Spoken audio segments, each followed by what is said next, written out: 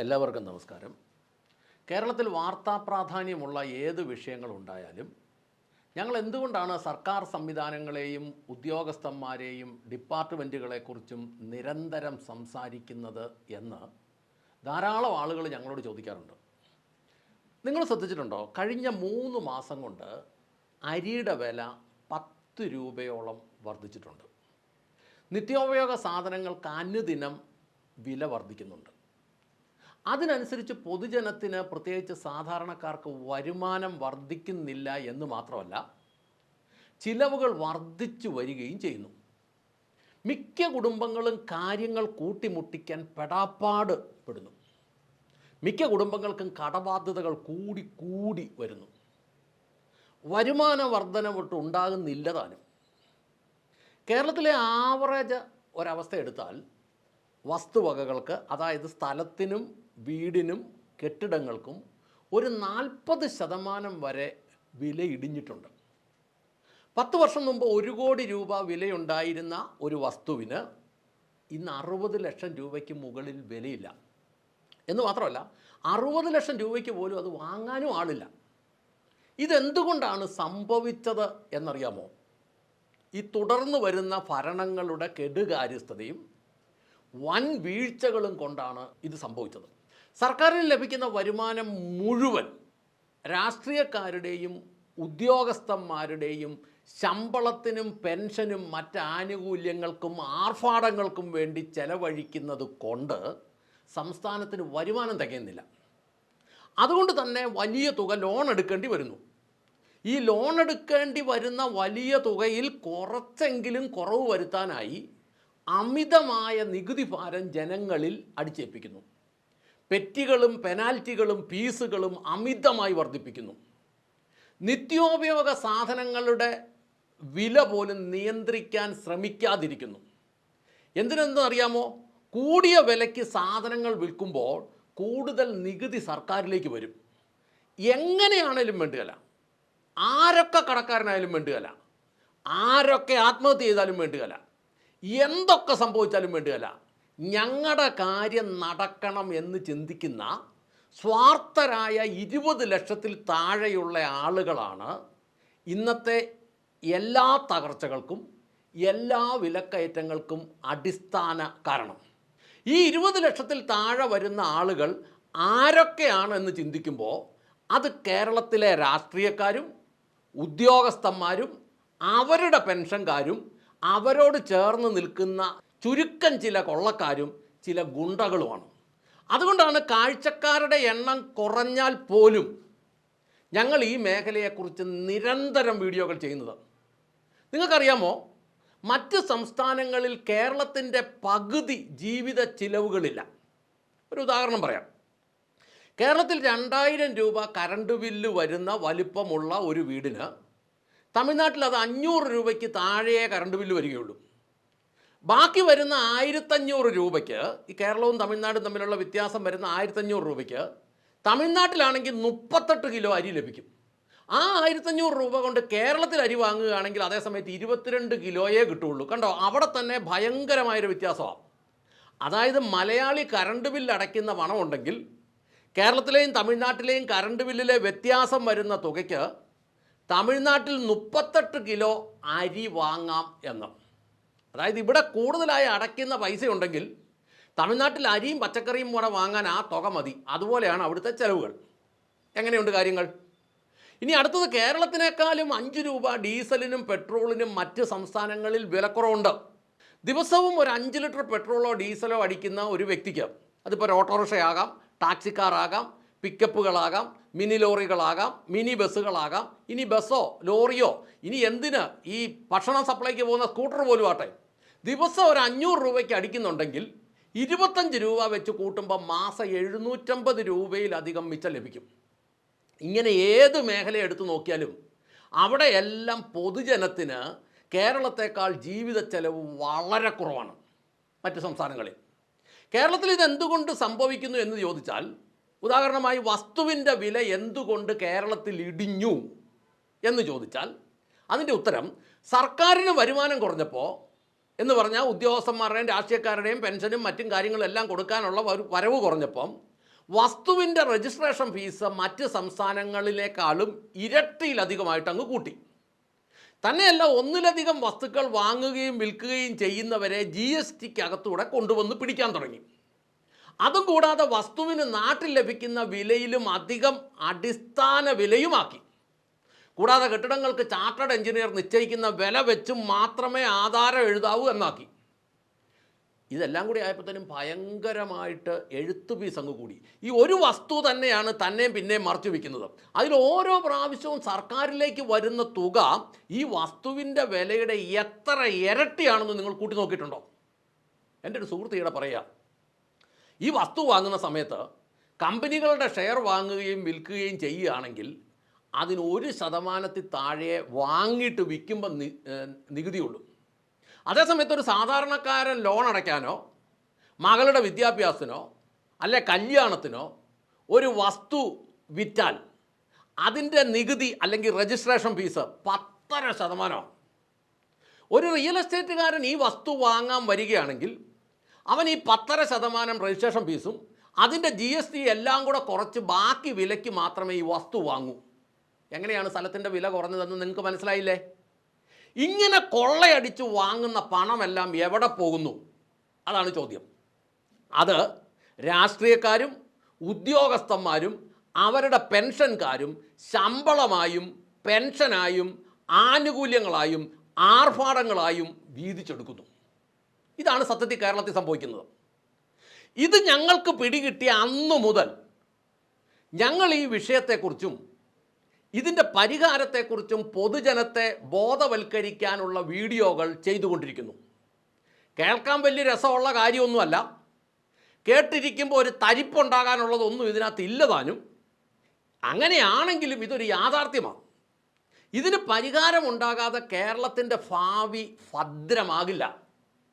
കേരളത്തിലെ അഭ്യസ്ത വിദ്യരായ യുവതി യുവാക്കൾ ലോകം മുഴുവൻ അലഞ്ഞു തിരിയുമ്പോൾ ധാരാളം റിസോഴ്സസ് ഉള്ള, എന്ന് പറഞ്ഞാൽ വിഭവങ്ങളുള്ള, നല്ല കാലാവസ്ഥയുള്ള, നല്ല വെള്ളമുള്ള, നല്ല അനുകൂല സാഹചര്യങ്ങളുള്ള ഈ നാടിങ്ങനെ നശിച്ചു കിടക്കാൻ ഒരേ ഒരു കാരണം, കേരളത്തിലെ 3,60,00,000 ജനങ്ങളിൽ 20 ലക്ഷത്തിൽ താഴെ വരുന്ന രാഷ്ട്രീയക്കാരും ഉദ്യോഗസ്ഥരും അവരുടെ പെൻഷൻകാരും വരുന്ന വിഭാഗമാണെന്നുള്ളതാണ് സത്യം.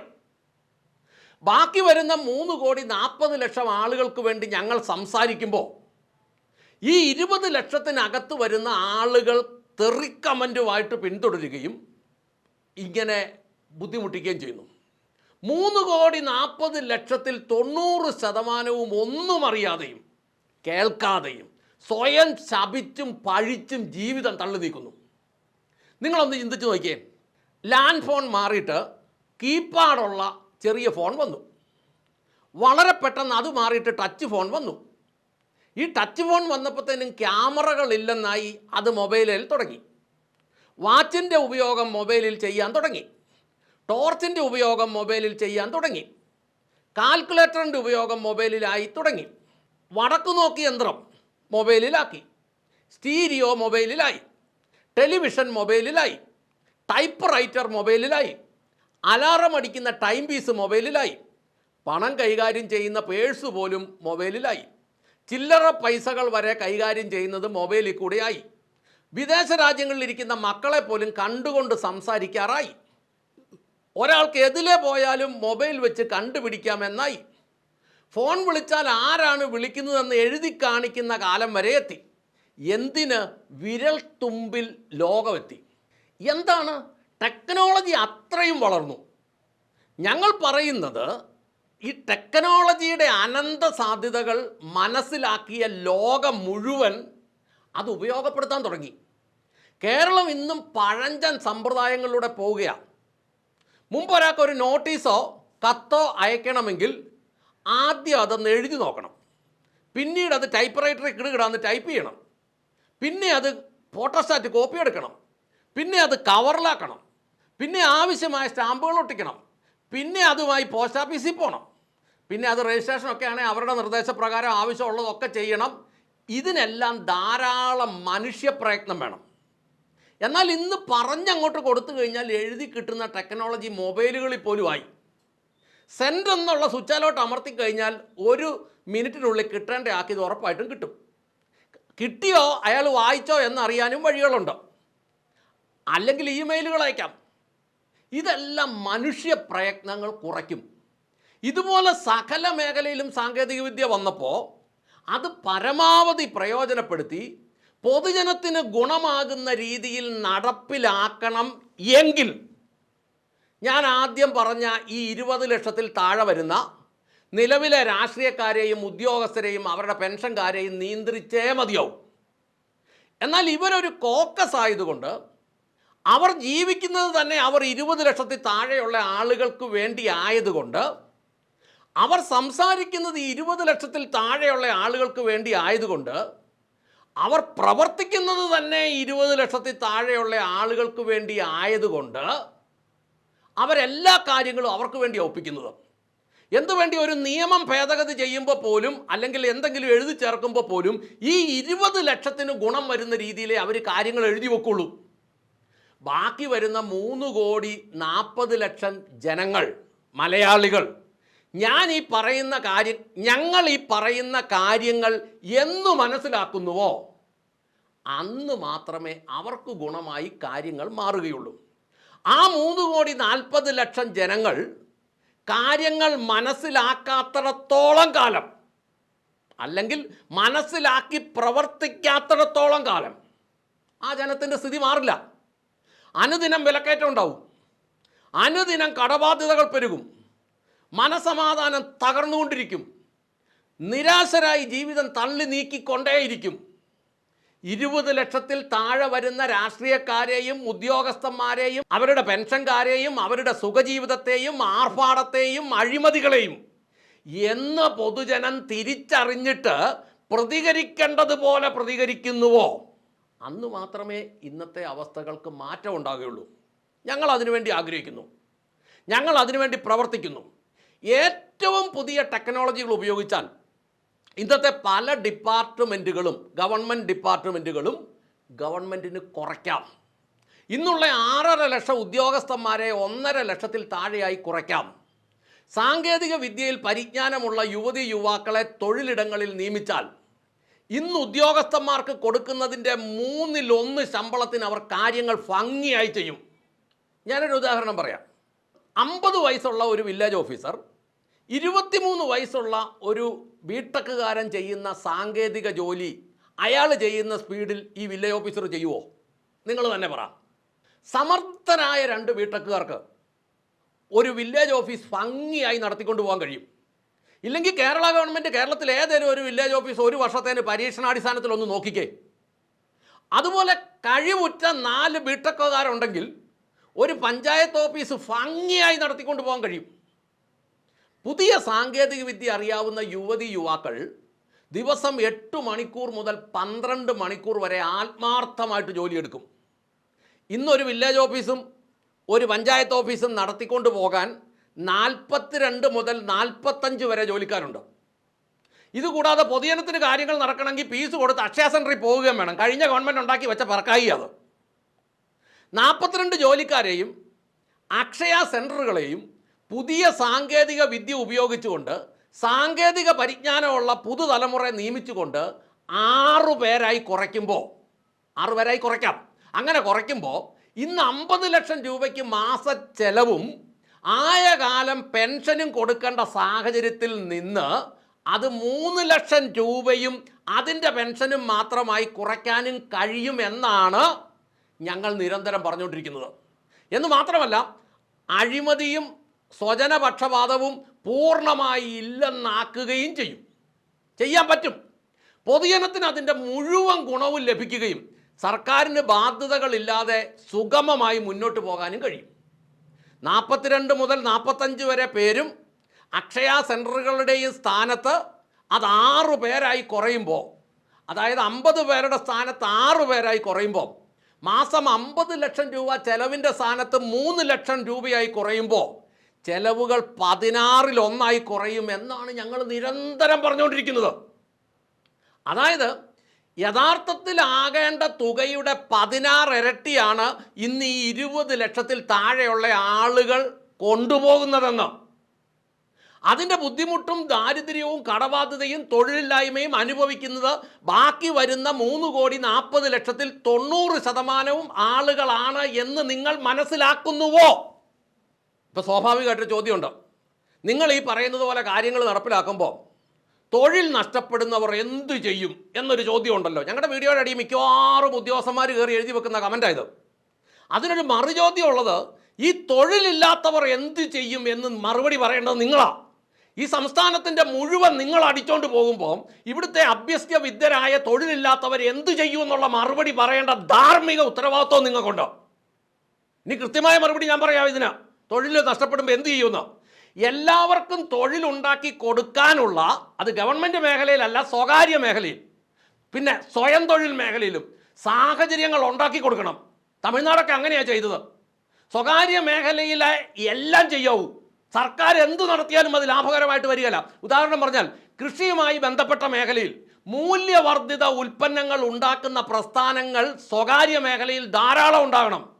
ടൂറിസം മേഖലയിൽ ഉണ്ടാകണം, ഹെൽത്ത് സർവീസ് മേഖലയിൽ ഉണ്ടാകണം. അങ്ങനെ ഒരു കുതിച്ചുചാട്ടം ഉണ്ടാക്കാൻ കഴിയും. അടിമ രാഷ്ട്രീയം വിട്ട് ജനങ്ങൾ കാര്യങ്ങൾ എന്തു മനസ്സിലാക്കുന്നുവോ, മനസ്സിലാക്കിയാൽ മാത്രം പോരാ, കാരണം മലയാളിക്ക് കാര്യമൊക്കെ അറിയാം, അതിനനുസരിച്ച് എന്ന് പ്രവർത്തിക്കുന്നുവോ അന്നേ കേരളം നന്നാവുള്ളൂ. ഈ 20 ലക്ഷത്തിൽ താഴെ വരുന്ന രാഷ്ട്രീയക്കാരും ഉദ്യോഗസ്ഥന്മാരും അവരുടെ പെൻഷൻകാരുമാണ് കേരളത്തിലെ ഇന്നത്തെ സകലവിധ തകർച്ചയ്ക്കും കാരണമെന്നും അവർ നിങ്ങളെ കുരങ്ങ് കളിപ്പിക്കുകയാണെന്നും ഓർമ്മിപ്പിച്ചുകൊണ്ട് ഈ ഒരവസ്ഥയ്ക്ക് മാറ്റം വരുന്നത് വരെ നമ്മൾ മുന്നോട്ട് പോകും എന്ന് ഓർമ്മിപ്പിച്ചുകൊണ്ട് നിർത്തട്ടെ. നന്ദി, നമസ്കാരം.